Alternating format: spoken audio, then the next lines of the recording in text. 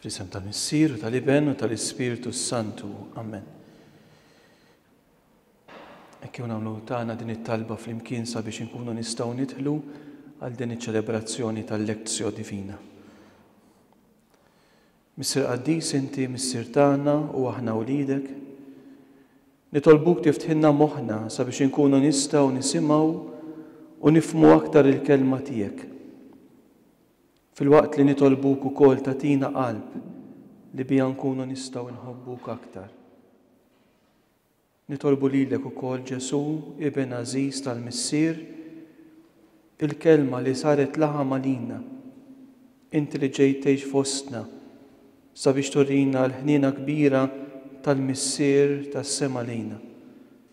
Nitolbuk tibgħat fuqna l-Ispiritu Santu sabiex inkunu nistgħu naqraw din il-kelma li inti llum tixtieq twassilna b'imħabba.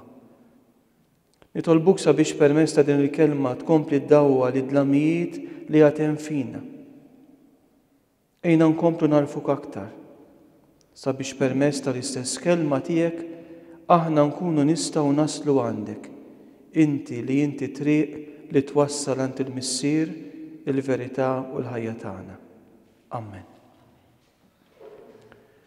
Il-lezzjo, il-silta li ħan riflettu fuqa il-lejla hija meħuda mill-Evanġelju skont San Mark, kif tafu mi qegħdin nagħmlu dal-itinerarju din il-mixja minn dal-Evanġelju.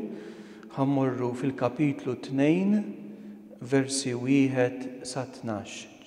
Mela naqraw mill-Evanġelju skont San Mark, chapter 2, verses 1 to 12.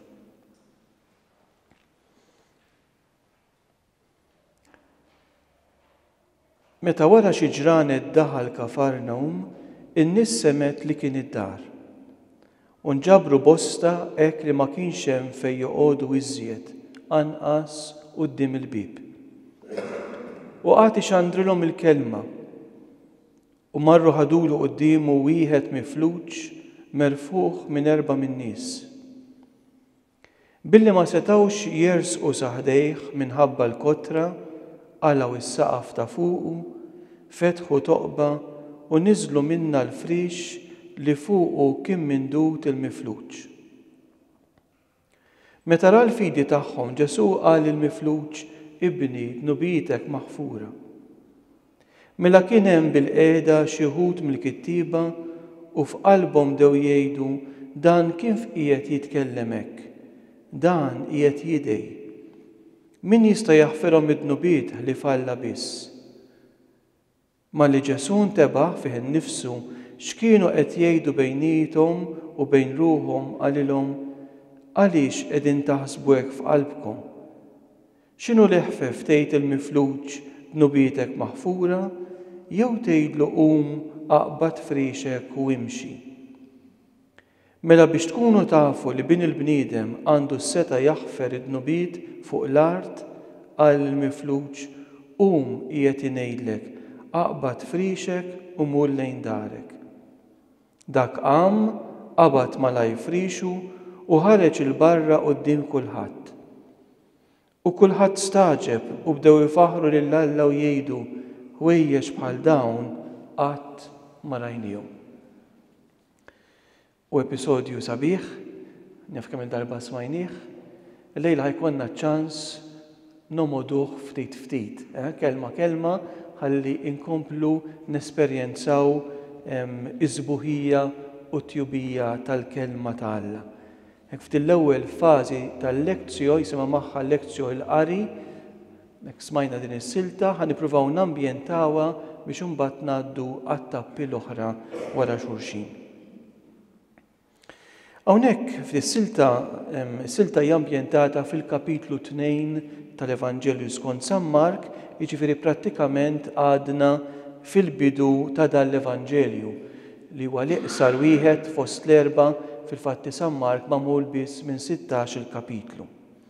Sa issa għadna chapter 1, chapter 2, sa issa l-Evanġelista ippreżentanna lil Ġesu ixandar is-saltna ta' Alla u juri kif is-saltna kienet tassew fost dawk li kienu qegħdin jisimgħuh anki permezz ta' tant mirakli li kien qed jagħmel, mirakli ta' fejqan u ta' eżorċiżmi.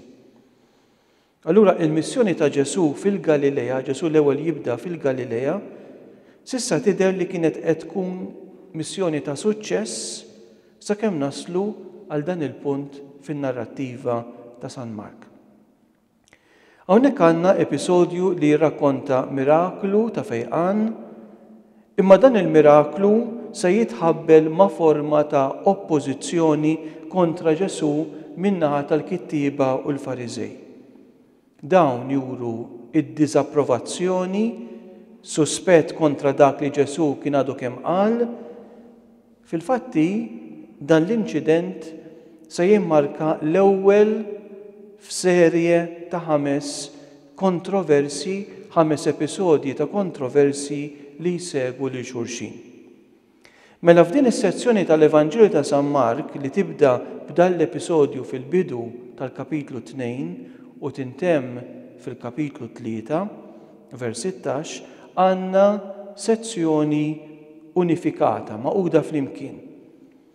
U dak li jaqqad flimkien daw il-5 episodji, jew 5 kwadri, huwa l-element ta' kontroversja u reżistenza mill-awtoritajiet reliġjużi Lud kontra Ġesu. Fil-bidu dan is-sentiment ta' oppożizzjoni kontra Ġesu iseħħ biss fil-qalb ta' daw l-oppożituri mingħajr ma jesprimu xejn bil-kliem. Dan hu l-episodju propju li għadna kemm qrajna. It-tieni konflitt li jsegwi insibu lil Ġesu li jiġi akkużat għal fatt li kien qed jiekol mal-Pubblikani u l-midinbin, nibqgħu fil-kapitlu 2. Imbagħad it-tielet konflitt id-dixxipli jiġu akkużati li ma kinux qegħdin isumu. Hawnhekk Ġesu diġà jitkellem fuq innifsu bħala arus li għad jittieħed minn fost il-mistednin. Għadna fil-kapitlu 2. Ir-raba' konflitt id-dixxipli jiġu akkużati li kienu qed jagħmlu dak li ma jiswix nhar ta' Sibt. Nibqgħu fil-kapitlu 2. Imbagħad il-5 konflitt huwa fejn Ġesu mill-ġdid jiġi akkużat li kien fejja f'jum is-Sibt. Ninsabu fil-kapitlu 3 issa. Dan il-konflitt jintemm b'komplott b'deċiżjoni kontra Ġesu, fejn l-edewa ta' Ġesu jiddeċidu li kellhom jeqerdu lil Ġesu biex jeħilsu minnu darba l dejjem. Dak li nixtieqkom tinnutaw jew li nżommu f'moħħna huwa li daw il-5 konflitti li jiġu preżentati bħala blokk, bħala sezzjoni waħda, insibuhom fil-bidunet tal-Evanġelju skont San Mark bħala parti mill-Ministeru ta' Ġesu fil-Galilea. Iżda jekk nimxu aktar il-qudiem imorru fil-kapitlu 11 u 12, nerġgħu insibu l-istess struttura. Fil-kapitlu 11 u 12 nerġgħu insibu 5 kontroversi oħra kontra Ġesu, din id-darba marbutin mal-Ministeru ta' Ġesu mhux fil-Galilea ingħata fuq, imma f'Ġerusalem ingħata isfel. Dak li hu interessanti huwa li l-episodju tal-lum jaqgħad direttament ma' dawn l-aħħar 5 kontroversi jinsibu fl-aħħar tal-Evanġelju. Kif? Fil-waqt li fl-episodju tagħna Ġesu se jiġi akkużat mill-kittiba u l-Fariżej li kien qed jidej, hekk ukoll fl-aħħar tal-Evanġelju fil-kapitlu 11 u 12 se naqraw kif waqt il-proċess kontra Ġesu il-qassis il-kbir wara li ċarrat lill-biss tiegħu jgħid xi ħtieġa aktar għandna ta' dan. Id-dawwa smajtuha. Hawnhekk ninsabu imbagħad parti mill-passjoni, mir-rakkont tal-passjoni fil-kapitlu 16. Mela kien fil-bidu, kif ukoll fl-aħħar tal-Evanġelju, Ġesu jiġi akkużat mill-edewwa tiegħu li kien qed jidej. U dak li ma rnexxilhomx jagħmlu fil-bidu tal-Evanġelju jagħmluh fl-aħħar. Mela għandna progress fil-plott, fil-mod kif San Mark jiżviluppa l-istorja tiegħu fuq Ġesu. Il-5 episodji fil-bidu tal-Evanġelju li jiffurmaw din is-sezzjoni ta' kontroversi kontra Ġesu ma jidirx li kienu 5 ġrajiet li seħħew b'mod konsekuttiv, b'mod wara xulxin, b'mod immedjat. Fil-fatti, San Mark jintroduċi dawn l-istejjer b'mod ġenerali ħafna, ħalli naraw x'qed ngħidu. Jekk imorru għall-ewwel kontroversja, kapitlu 2 vers 1 naqraw hekk. Meta wara xi ġranet daħal Kafarnaum, in-nies semet li kien id-dar, jintroduċi l-istorja b'dan il-mod. It-tieni kontroversja, nibqgħu kapitlu 2 vers 18, tiġi introdotta b'dan il-mod. Darba waħda id-dixxipli ta' Ġwanni u l-Farisej kienu sajmin u ġew qalu lil Ġesu. Taraw, isu m'hemmx sekwenza bejn iż-żewġ rajiet. It-tielet kontroversja li tibda fil-versi ta' wara naqraw hekk. Reġa' ħareġ lejn xatt il-baħar u n-nies kollha resqu lejh. Ir-raba' kontroversja fil-vers 23 tibda hekk. Ġara illi darba s-sibt għaddew minn għalqa miżruwa u d-dixxipli tiegħu huma sejrin bdew jaqtaw iż-żbul. Fil-waqt l-aħħar kontroversja, kapitlu 3 vers 1 tibda hekk. Reġa' daħal fis-sinagoga u kien hemm raġel li kellu idu nixfa. Ġifieri għalkemm hija sezzjoni maquda flimkien, però ma jidirx il-5 ġrajiet iseħħu b'mod konsekuttiv. F'dawn l-istejjer ta' kontroversi, San Mark qiegħed l-awtorità ta' Ġesu fil-miftuħ quddiem kulħadd. Lil Ġesu hawnhekk ħanaraw jaħfer id-nubiet, jażel għalih dixxipli minn fost il-midinbin pubbliċi, iħalli lid-dixxipli tiegħu jiksru s-sawm u jitkellem fuq il-mod tiegħu kif kien jaħsibha f'jum is-sibt. Fl-istess ħin dawn l-istejjer ta' kontroversi juru kemm kienet qawwija il-kontroversja, ir-reazzjoni kontra Ġesu. Reazzjoni li tibda bi kritika li ssir fil-qalb, ma tiġix espressa bil-fom mill-edewwa ta' Ġesu, iżda mbagħad din il-kritika testendi ruħha saħansitra fuq id-dixxipli ta' Ġesu. Sakemm meta dawn raw li ma setgħu jagħmlu xejn kontra Ġesu, allura jippjanaw kif kellhom jeqirduh. Il-gruppi involuti f'din l-oppożizzjoni kontra Ġesu huma l-ewwel il-kittieba, imbagħad għandna l-kittieba u l-Fariżej, wara għandna l-Fariżej u fl-aħħar il-Fariżej flimkien mal-Erodjani. Waqt li nkunu qed naqraw daw il-kontroversi, nixtieqkom illi żommu f'moħħkom kif daw l-istess episodi juruna jew jispjegawna ir-reazzjoni tan-nies li nsibu fil-bidunet ta' dal-Evanġelju. Meta wara li Ġesu kien fejjaq raġel bi spirtu ħażin jgħidu dan x'inhu, x'tagħlim ġdid moti bis-seta. Mela l-Evanġelju kollu ta' San Mark irid iservi biex iwieġeb għal din il-mistoqsija fundamentali: min hu Ġesu? L-episodi wieħed wara l-ieħor ħajjejnuna nwieġbu bil-mod il-mod min hu Ġesu. Hekk ħanifqu ftit, nirriflettu ftit, ħalli mbagħad ngħaddu għat-tieni fażi tal-lezzjon.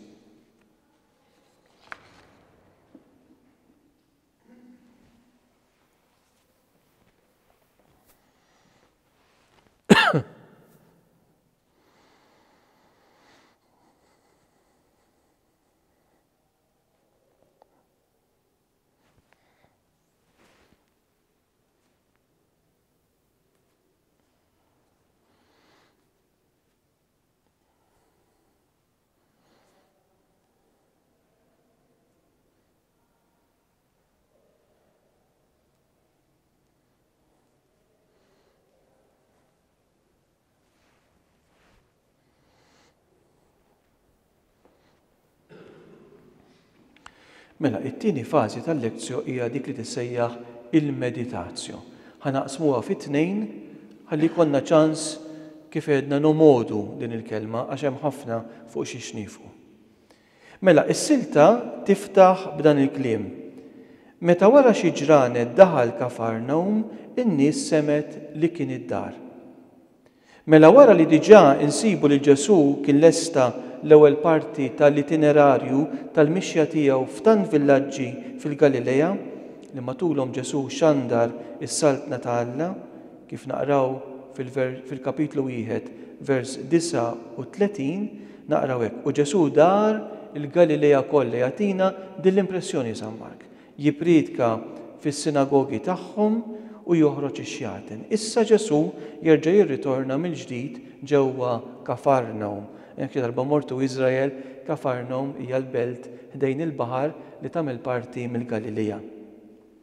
Mhuwiex ċar għal-liema dar l-Evanġelista kien qed jirreferi meta jgħidilna f'dan l-ewwel vers li n-nies semmet li Ġesu kien id-dar. Minħabba li l-Ġesu diġà ltqajna miegħu f'Kafarnaum. U diġà ltqajna miegħu f'dar oħra, tiftakru f'waħda mill-lezzjon li għamilna meta minna il-miraklu ta' meta Ġesu jfejja l-omm il-mara ta' Xmun. Ġesu kien f'Kafarnaum, mis-sinagoga baqa' sejjer fid-dar ta' Xmun. Numru ta' studjużi ta' dan l-Evanġelu jgħidulna li referenza għad-dar hawnhekk Ġesu daħal id-dar jista' jagħti il-każ hija l-istess referenza għall-istess dar tal-familja ta' Pietru. Il-preżenza ta' Ġesu f'din id-dar ma tantx setet tinħeba fit-tul. Tant illi fil-vers ta' wara, fil-vers 2 naqraw hekk. U nġabru bosta hekk li ma kienx hemm fejn joqogħdu iżjed anqas quddiem il-bib. Din id-deskrizzjoni tfakkarna fil-konklużjoni tal-miraklu Tom il-mara ta' Xmun. Meta fil-għaxija quddiem l-adba tal-bib inġabret il-belt kollha bi ħġara. Numru kbir ta' nies fiż-żewġ episodji frabta ma' din id-dar. Il-kelma bil-Grik li juża hawnhekk San Mark meta jgħidilna u nġabru bosta hija il-kelma sinago, sinago, li minha toħroġ il-kelma sinagoga. Il-post fejn jinġabar il-poplu Alla sabiex jisma' l-kelma. Mela sissa li Ġesu insibuh darba biss jipridka fis-sinagoga. Kif edna hawnhekk għadna fil-bidu tal-Evanġelju, qegħdin fil-kapitlu 2. Fil-kapitlu 1 vers 39 insibu l-Ġesu darba jipridka fis-sinagoga. Min issa l-qudiem iżda huwa ser jidħol fis-sinagoga darbtejn oħra biss fl-Evanġelju ta' San Mark. U hemmhekk jiġi rrifjutat. Ħansibuh fil-kapitlu 3 u fil-kapitlu 6 f'żewġ sinagogi differenti. Minflok is-sinagoga issa ħatkun din id-dar li se ssir bħal sinagoga ġdida, ċi ħassir il-post fejn ħafna nies se jinġabru b'mod illi ma kienx hemm iżjed fejn joqogħdu anqas quddiem il-bib. Wara dan id-dettall, San Mark jgħidilna li minn din id-dar Ġesu għad ixandrilhom il-kelma. Ġesu għad ixandrilhom il-kelma. San Mark jħobb juża din l-espressjoni mingħajr ebda kwalifika. F'San Mark l-espressjoni għad ixandrilhom il-kelma logos, għandha fil-fatt tifsira doppja. Din tirreferi jew għal kontenut tal-messaġġ li kien qed ixandar Ġesu, jew inkella għall-istess messaġġ imxandar fuqu bħalma jagħmel il-Lebrus li ġie mfejjaq minn Ġesu u naqraw hekk. U dan telaq u beda jxandar ma' kull imkien u jxerret il-kelma, jxerret l-aħbar. Dawn l-ewwel żewġ versi mela ta' dan l-episodju iservu ta' introduzzjoni għal dan ir-rakkont. Huwa fil-vers 3 li tibda l-istorja propja meta naqraw hekk. U marru ħadulu qudiemu wieħed mifluġ, merfuħ minn 4 min-nies. Billi ma setgħux jersqu saħdejh minħabba l-kotra għalaw is-saqaf ta' fuqu, fetħu toqba u niżlu minna l-frix li fuqu kien mindut il-mifluġ. Ħanieħdu daw iż-żewġ versi biċċa biċċa u nippruvaw nomoduhom bil-mod. L-ewwel dettall li rridu ninnutaw huwa li fuq ix-xena jaslu daw l-4 irġiel iġorru raġel mifluġ. Min kienu daw l-4 irġiel li ħadu l-dan ir-raġel marit fil-post fejn kien hemm Ġesu? Kienu l-qraba, jew il-ħbieb, jew il-ġirien ta' dan ir-raġel marit? Qatt ma nsir nafu min huma. Lanqas l-isem tagħhom ma jagħtina l-Evanġelista. Li nsiru nafu fuqhom huwa biss il-qawwa tal-fidi tagħhom u d-determinazzjoni tagħhom biex minkejja l-ostakli li sabu irresqu l dan il-marid saħdejn Ġesu. Fil-fatti Ġesu, l-Evanġelista jgħidilna kif Ġesu ra il-fidi tagħhom. Mhux il-fidi ta' dak ir-raġel, imma l-fidi tagħhom. Mela li nsiru nafu fuq daw il-ġiel mhuwiex l-isem tagħhom jew min kienu, imma pjuttost il-fidi tagħhom li twassal biex Ġesu jagħmel il-miraklu u d-determinazzjoni tagħhom biex minkejja l-folla iwasslu lil dan ir-raġel saħdejn Ġesu. Spiss fl-Evanġelju naqraw li l-morda ma kinux imorru weħidhom saħdejn Ġesu. Imma kien ħadd ieħor li kien joħodhom saħdejn Ġesu. Kien ikaxkarhom, ferejn bil-Grik, to carry. Dan huwa dettall sabiħ. Li issa mbagħad nifqu fuqu fl-aħħar parti tal-lezzju. Kemm aħna għandna bżonn ta' persuni li jieħduna saħdejn Ġesu. Għaliex hawnhekk l-Evanġelista San Mark jgħidilna li dawn kienu 4 u mhux 2, pereżempju, jew 3.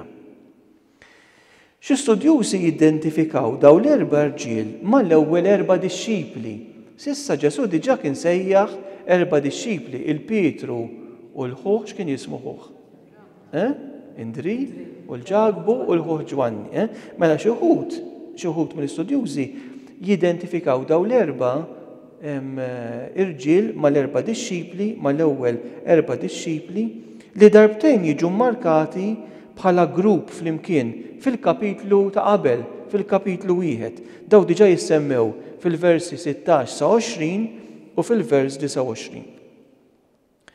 Interessanti li f'dan l-episodju daw l-4 dixxipli li Ġesu kien diġà sejjaħ sabiex jimxu warajh ma jissemmewx.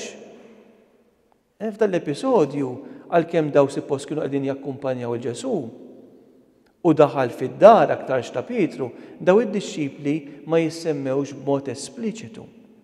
Jibqa' l-fatt li r-referenza għall-4 irġiel li ġarrew lil dan ir-raġel marit hija paragonabbli għall-ewwel 4 dixxipli li diġà insibuhom jinterċedu quddiem Ġesu għalhom il-mara ta' Xmun. Meta Ġesu mis-sinagoga baqa' sejjer fid-dar ta' Xmun, kienu d-dixxipli li ġibdulu l-attenzjoni li din il-mara hija marida, kienu huma li jinterċedu. Allora jista' jagħti il-każ li anke hawnhekk kienu huma li qed iġorru dan ir-raġel marid qed jagħmlu dan l-att ta' interċessjoni sabiex iwasslu lil dan ir-raġel quddiem Ġesu. Il-marda ta' dan ir-raġel ġiet tradotta bil-Malti bħala raġel mifluġ. U din il-marda tissemma hawnhekk biss fl-Evanġelju kollu ta' San Mark.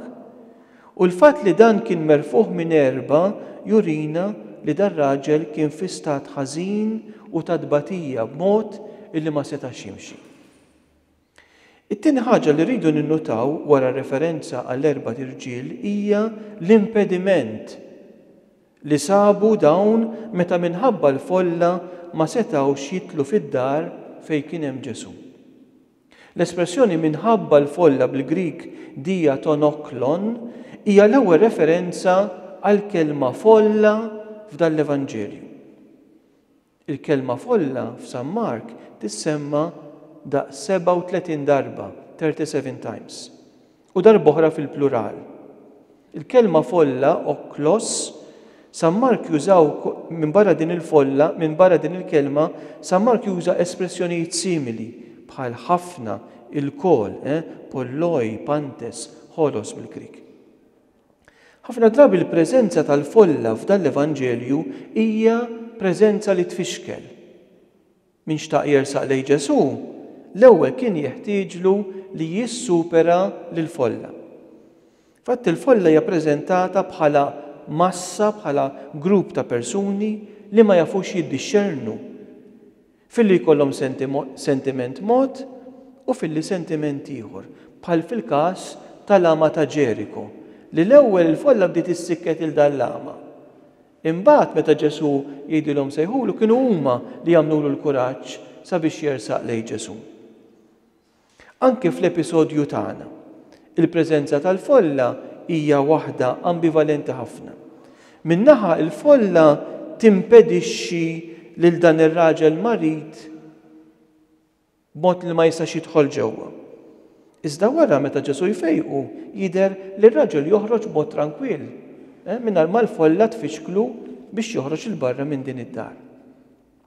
F'Ġerusalemm imbagħad il-folla f'ħatt il-Palm l-ewwel tilqa' Ġesu b'mod trionfali. Ftit wara l-istess folla tikkondanna lil Ġesu għall-mewt. San Luqa għandu episodju ieħor qawwi fejn tissemma l-folla, l-episodju ta' Zakkew. Jgħidilna li minħabba l-folla, minħabba li kien raġel qasir u minħabba l-folla kellu jitla fuq siġra jistenna lil Ġesu mela Zakkew kellu jissupera anki lill-folla sabiex jiltaqa' ma' Ġesu.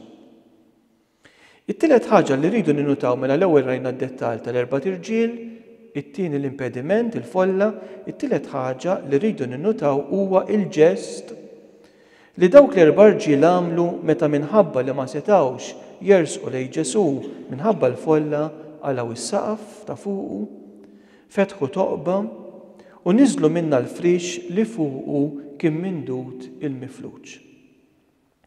Jidher li id-djar ta' dak iż-żmien kien ikollhom bħal taraġġ jew xrik fil-ġenb ta' barra. Minn barra kien ikun hemm bħal xrik ħireġ li minnu setgħu jitilgħu fuq il-bejt. Il-verbi li juża San Mark hawnhekk biex bihom jesprimi l-azzjoni ta' dawn l-erba' irġiel meta telgħu fuq il-bejt huma verbi rari ħafna. Li bihom San Mark jurina li minn fuq il-bejt dawn għamlu bħal ħofra u minna mbagħad niżlu lir-raġel marid. L-istess kif naqraw fl-Atti tal-Apostli meta niżlu l-Pawlu f'offa miswar tal-belt ta' Damasku. San Luqa huwa aktar fin fid-deskrizzjoni tiegħu f'dan l-episodju u jgħidilna San Luqa araw fil-kapitlu 5 vers 17. Telgħu fuq il-bejt u niżluh bil-mitraħ b'kollox minn bejn ix-xorok f'nofs in-nies quddiem Ġesu. Ninutaw ukoll il-kelma li San Mark juża hawnhekk għall-oġġett li fuqu kien qed jistrieħ dan il-marid, bil-Grik krabbatas, li kienet bħal sodda ta' persuni fqar jew oġġett ta' trasport għal morda. San Luqa jevita dan it-terminu kull darba li jkun qed jieħu xi episodju minn San Mark għalkemm jużah fil-ktieb tal-Atti tal-Apostli.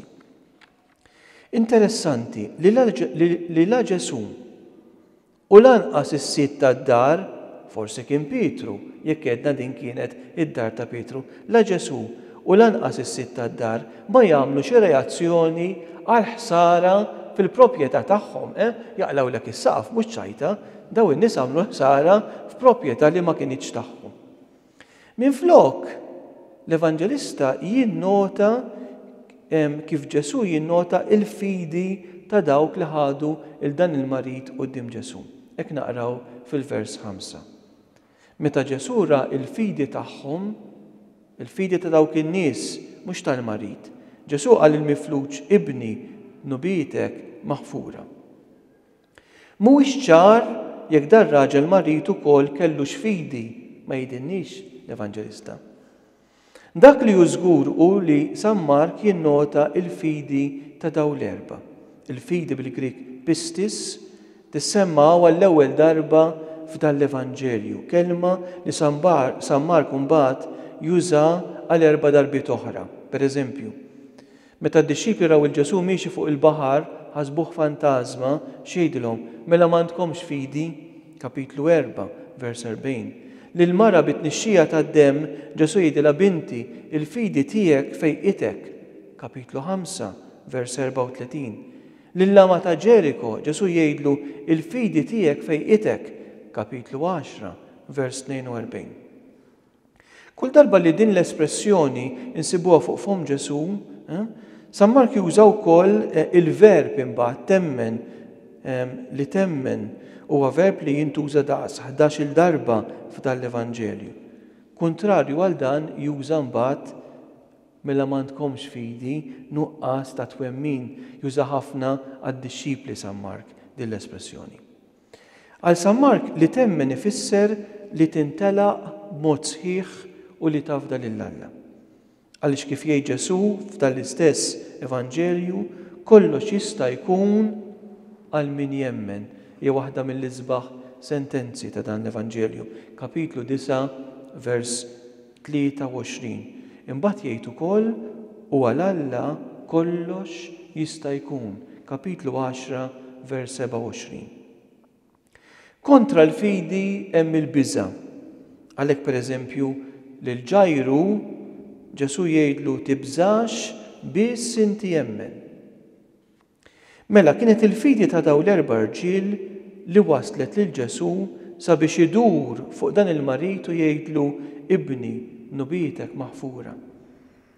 Din it-tweġiba ta' Ġesu probabbilment ma kienx dak li dan ir-raġel marit kien qed jistenna.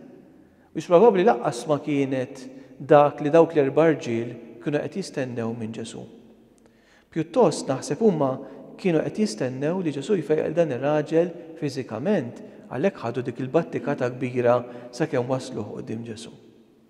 Imma hemm tliet affarijiet ninnutaw fit-tweġiba ta' Ġesu quddiem dan il-marit. L-ewwel, il-mod kif Ġesu jindirizza l dan ir-raġel marit jgħidlu ibni, bil-Grik teknon, ibni. Din hija espressjoni li San Pawl pereżempju juża spiss fl-ittri tiegħu. Isuwaw Ġesu qed jippreżenta lilu nnifsu bħala missier mimli mħabba li jrid jistabbilixxi forma ta' relazzjoni tiegħu taħt forma paterna. It-tieni ħaġa li rridu ninnutaw hija l-fatt li Ġesu jgħid il dan ir-raġel marit nubietek maħfura. Din hija affermazzjoni ambigwa għaliex il-verb maħfura hawnhekk fit-test Grik huwa fil-passiv tgħidu li biex ġej il-lejla. Imma anke l-grammatika għandha tifsira teoloġika għaliex fil-Grik Bibliku hemm dak li jsejjaħ bl-Ingliż ngħidulu divine passive. Li meta hemm din il-forma grammatikali, is-suġġett ikun Alla.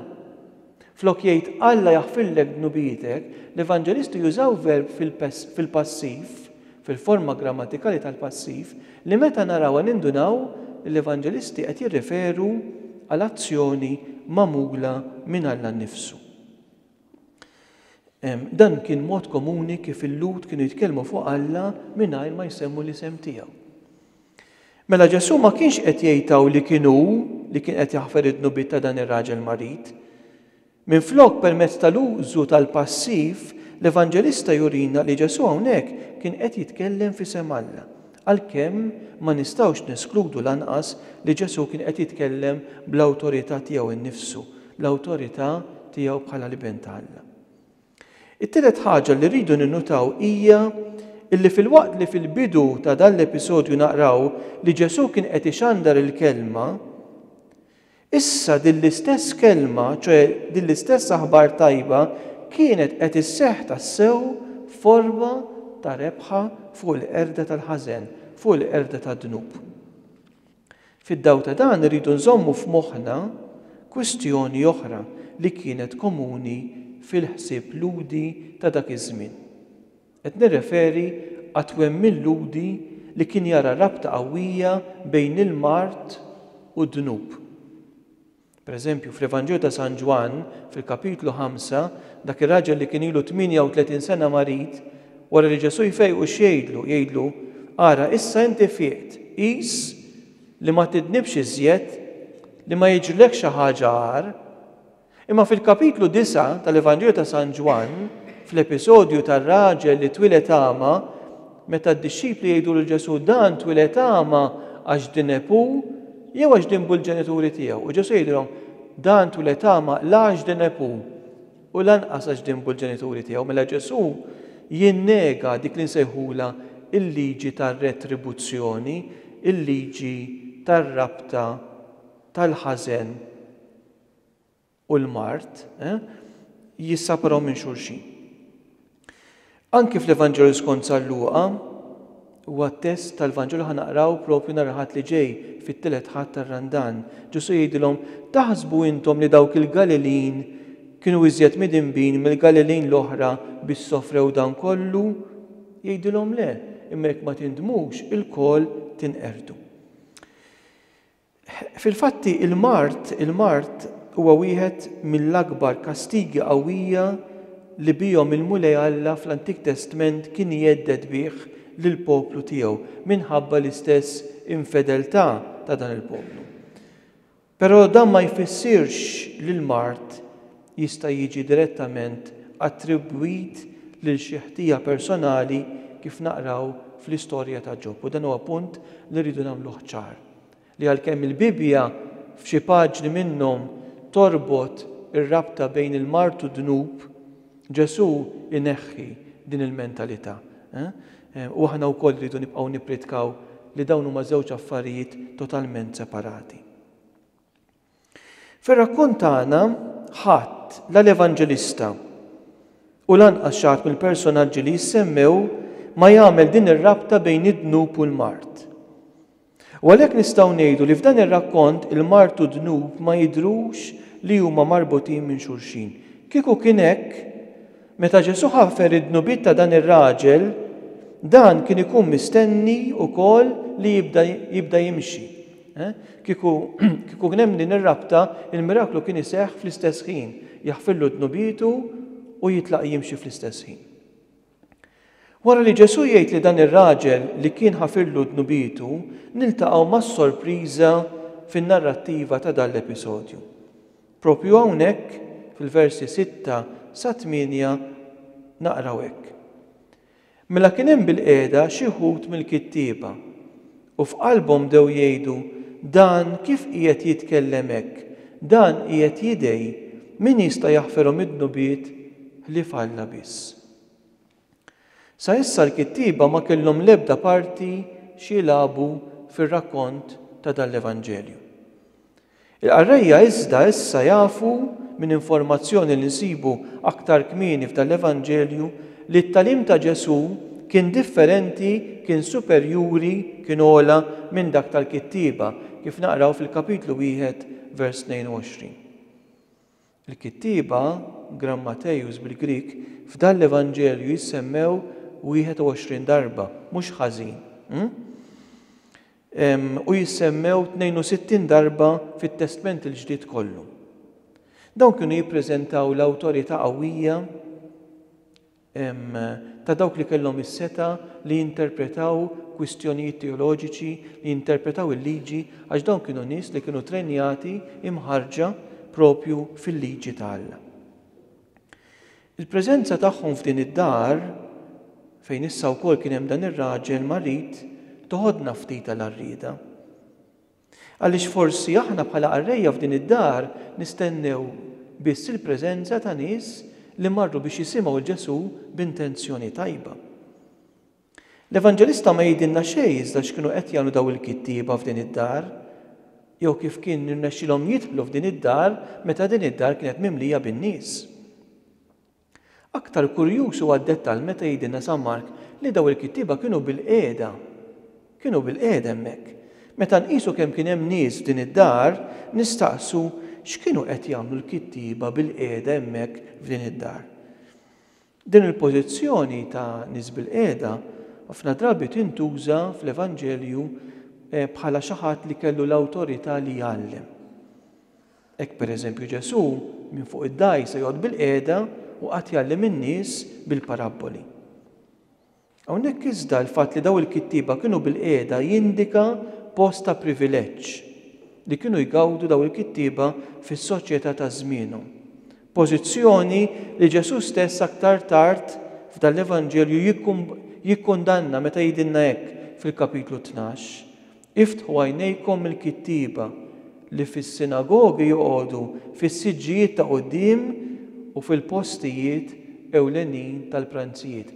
Qed nagħti daw id-dettalji biex nitgħallmu naqraw l-episodju mhux b'mod eżolat, imma nippruvaw naqraw l-episodju frabta ma' episodji oħrajn.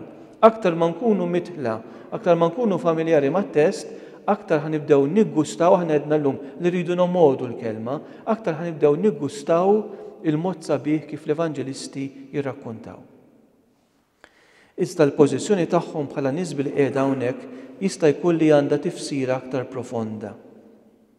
Il-fatt li huma bil-qiegħda juri li qed jiġu preżentati bħala persuni li ma jistgħux jiċċaqalqu. Immobbli, bħal dak ir-raġel marit, bħal Levi il-pubblikan li kien bil-qiegħda wara l-mejda tat-taxxi. Il-paraliżi tagħhom melek nistgħu nsejħula hekk kienet fil-qalb tagħhom aktar milli fil-fiżiku. Għandna raġel marit mixħut fuq l-istriċer fuq is-sodda għax għandu impediment fiżiku. Il-fatt li daw il-kittiba qegħdin bil-qiegħda donnu l-evanġelista jrid jippreżenthom bħala nies li għandhom paralisi mhux fil-fiżiku imma fil-qalb, fil-qalb. Kif tindika ir-reazzjoni li jagħmlu fil-qalb tagħhom meta jgħidu dan kif qiegħed jitkellem hekk? Dan qiegħed jidaj min jista' jaħfirhom id-nubiet li falla biss. Ħanifqu ftit, ħankomplu bil-meditazzju, imma ħanifqu ftit fuq daw id-dettalji, imbagħad inkomplu fuq ir-reazzjonijiet.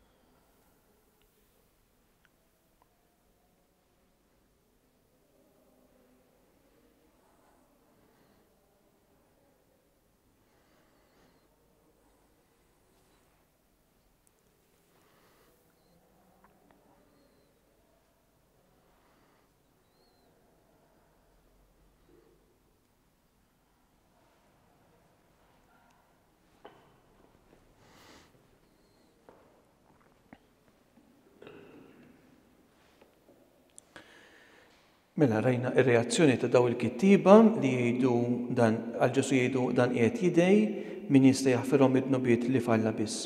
Minn dan il-waqt il-qudiem ir-relazzjoni bejn Ġesu u l-kittiba issir waħda ostili.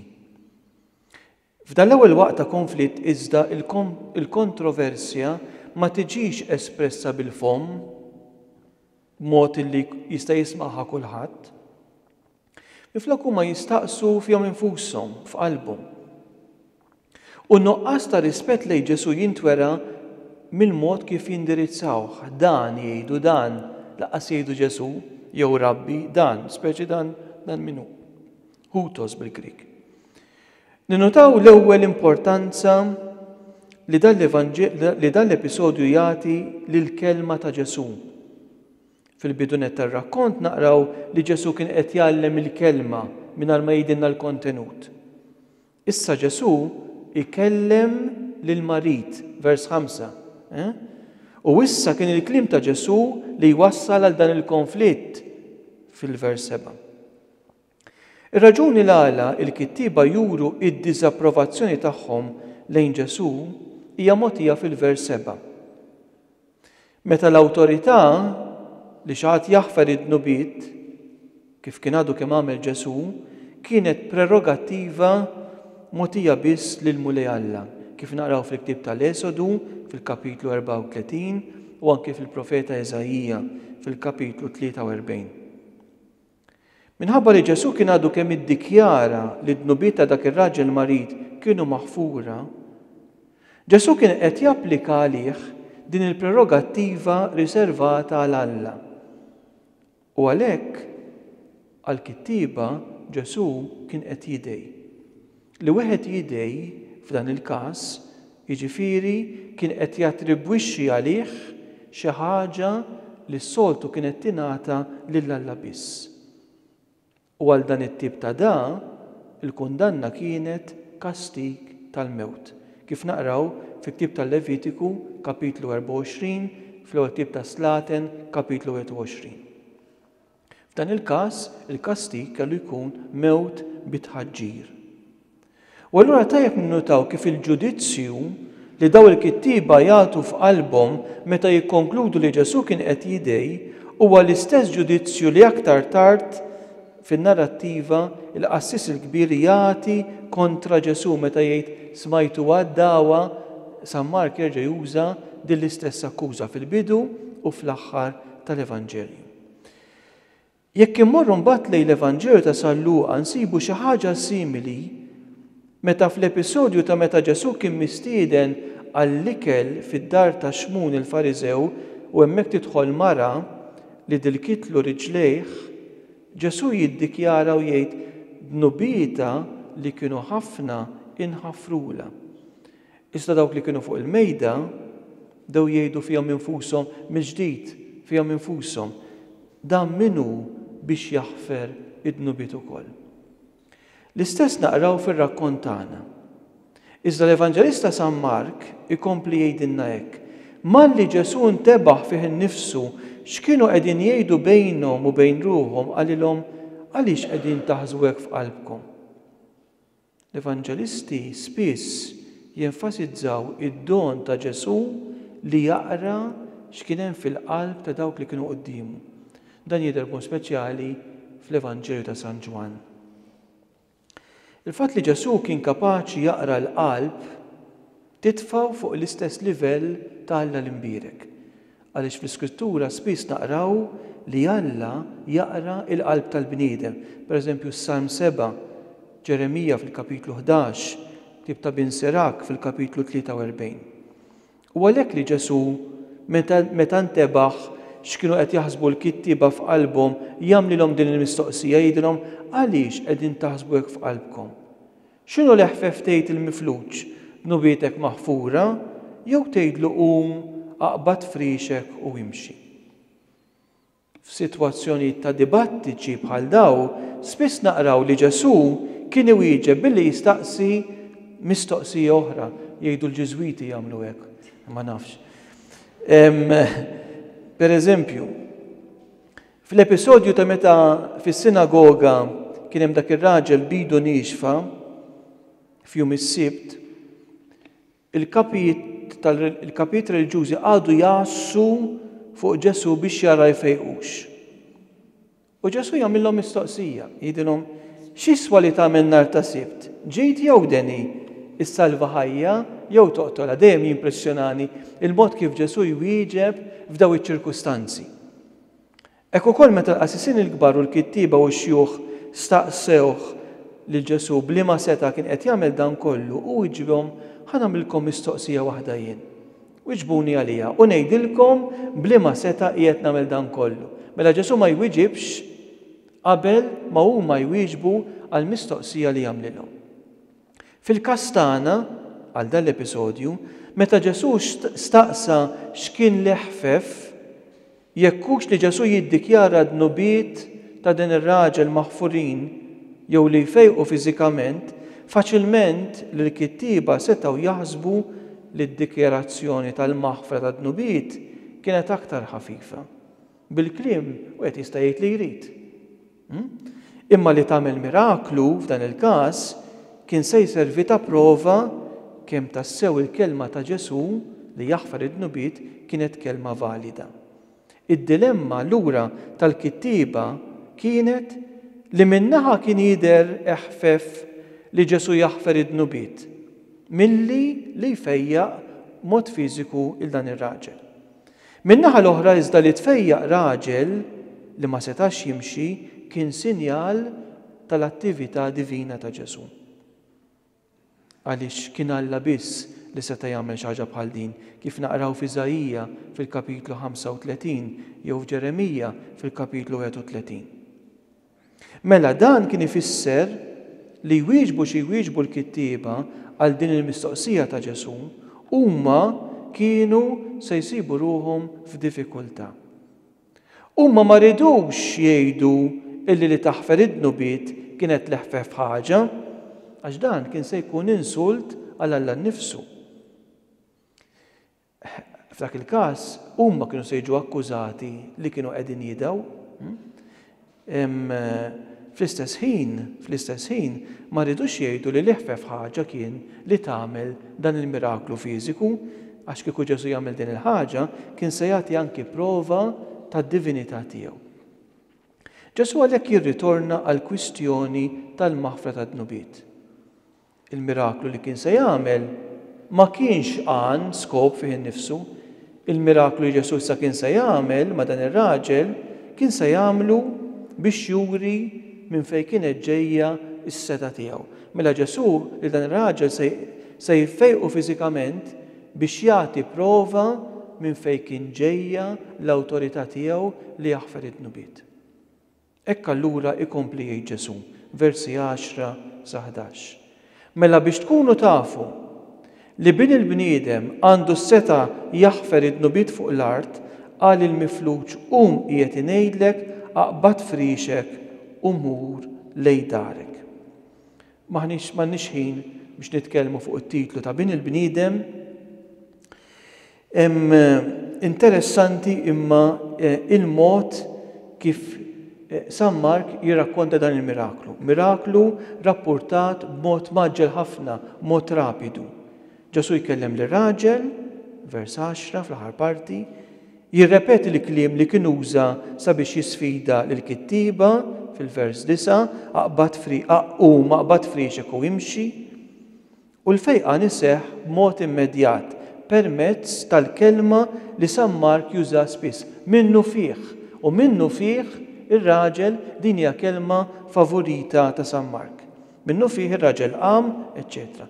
It-tlet verbi użati hawn jaqilbu issa ta' taħt fuq is-sitwazzjoni li fiha kien dan ir-raġel marit sa ftit qabel. Dak li kien mixħud fuq il-frix, issa jqum minn fuq il-frix. Dak li kienu qed iġorruh 4 irġiel, issa kienu li jieħu l-frix fuqu. U dak li lanqas seta' jidħol fid-dar minħabba l-folla, issa joħroġ mod liberu minn din id-dar mimlija nies. Nixtieq ninnutaw il-qawwa tal-użu tal-verb qalu Ġesu, bil-Grik egeire, dan huwa l-verb tal-qawmien, tar-riżurezzjoni. Donnu San Mark jagħtina l-impressjoni hawnhekk għandna kważi raġel mejjed u Ġesu qed jagħtih il-ħajja. Mhux biss fiżika, imma anki spiritwali permezz tal-maħfra tad-dnubiet. Ħaniġu għall-aħħar parti l-operazzju, kif ħaninterpretaw din il-kelma fil-ħajja tagħna. Ħanaraw ftit l-elementi li semmew f'dan l-episodju. L-ewwel il-folla, nixtieq nikkummenta ftit fuq il-folla. Li malli semet li Ġesu kien f'din id-dar, tant nies inġabru f'din id-dar b'mod illi ma kienx hemm post anqas quddiem il-bib. U dan id-dettall juri x-xewqa ta' tant persuni nittama li anki tagħna li niltaqgħu ma' Ġesu. Il-mistoqsija li rridu nagħmlu hija għaliex jiena nixtieq niltaqa' ma' Ġesu. Għaliex jiena nixtieq nisma' l-kelma tiegħu. Tajdaw in-nies marru hemmhekk għax kienu raw il-Ġesu jagħmel il-mirakli, jew għax fih tassew raw il-preżenza ta' Alla. U allura minnu Ġesu għalija. U biss meta niskopri tassew minnu Ġesu għalija li fih jkun hemm din ix-xewqa li nintaqa' miegħu. Din hija l-mistoqsija kif għedna li San Mark kontinwament itella fin-narrattiva tiegħu minnu Ġesu. Imbagħad għandna dawk l-4 irġiel li ħadu dan il-marit quddiem Ġesu. Qatt ma nsiru nafu x'isimhom. Forsi apposta San Mark jagħmelek biex jinkludi lilna f'dan l-episodju. Daw in-nies li kellhom din il-fidi kbira, kif Ġesu ra l-fidi tagħhom. Irridu nitolbu sabiex anke aħna jkollna din it-tip ta' fidi. Li bil-fidi tagħna aħna nkunu nistgħu inġorru fil-veru sens tal-kelma nieħdu persuni oħra sa ħdejn Ġesu. Immaġinaw lilkom infuskom dak ir-raġel marit fuq stliċer ħajtellawk minn dawk ix-xorok barra u tgħid ara kemm qiegħed sew jien. Jekk iwaqqgħuni minn hawn aktar iġibuni għall-frisk. Mbagħad tinduna li se jiftħu s-saqaf u se jippruvaw niżluk minn dak is-saqaf tgħid daw imġienel, daw x'qed jagħmlu. Imma bid-determinazzjoni tagħhom daw in-nies iwasluk quddiem Ġesu. ninterpreta dan id-dettall ma' direttur spiritwali tajjeb fil-ħajja tagħna li bil-fidi tiegħu, bid-determinazzjoni tiegħu lilna jwassalna saħdejn Ġesu. Katakisti tajbin, nies li bil-fidi tagħhom minkejja l-impedimenti tagħna iwasluna sa quddiem Ġesu. Kemm għandna bżonn li aħna jkollna din il-grazzja u veru illi iwasluna saħdejn Ġesu. Interessanti li dal-episodju jintuża jew huwa rekomandat għall-liturġija ta' tfal fejn it-trabbi fil-magħmudija wkoll jittieħdu fid-diraj tal-parenijiet u tal-ġenituri.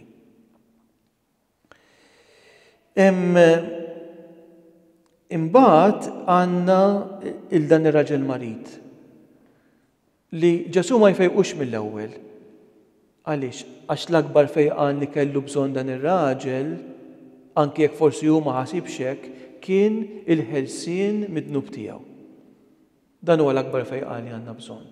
Tinsewx minn fejn ġejja l-kelma dnub. Bil-Grik il-kelma dnub ħamartija oriġinalment kienet tintuża meta xi ħadd sinjur kien ikollu l-iskjavi miegħu kien imur bil-vleġġa biex jitfa' il-vleġeġġ kien ikollu l-mira fejn jitfa' il-vleġġa.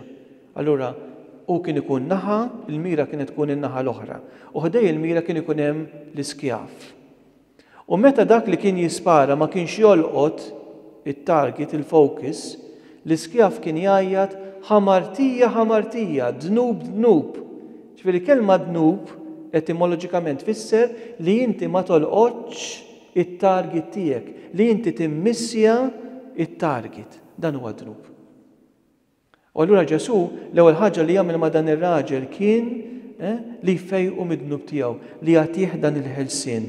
Dan huwa dak li aħna tant għandna bżonn inkomplu niskopru f'din is-sena tal-ħniena, is-sena tal-miżerikordja tal-ħniena. Li lilna wkoll Ġesu jeħlisna mid-dnub tagħna minn dak li qed iżommna mixħutin u li qajjimna. Qallu, egejre, irxoxta. Qegħdin ninsabu fi żmien tar-Randan li wassalna għaż-żmien tal-Għid, tal-qawmien. Tal-qawmien. Hekk iridu nitolbu sabiex anki quddiem din il-kelma sabiħa li stajna naqsmu l-lejla flimkien lilna il-mulej jagħtina l-grazzja. Hekk li nsibu persuni li jieħduna saħdejh bid-determinazzjoni tagħhom u bil-fidi tagħhom. Li anki aħna nistgħu nisimgħu il-kelma ta' Ġesu nubietek maħfura u li anki lilna Ġesu iqajjimna. Hekk sabiex tassew nkunu nistgħu nagħmlu din l-esperjenza qawwija tal-ħniena u tat-tieba tiegħu lejna. Il-mulej magħkom. Iberikom Alla li jista' kollox il-Missier u l-Iben u l-Ispiritu Santu. Imorru fil-paċi ta' Kristu.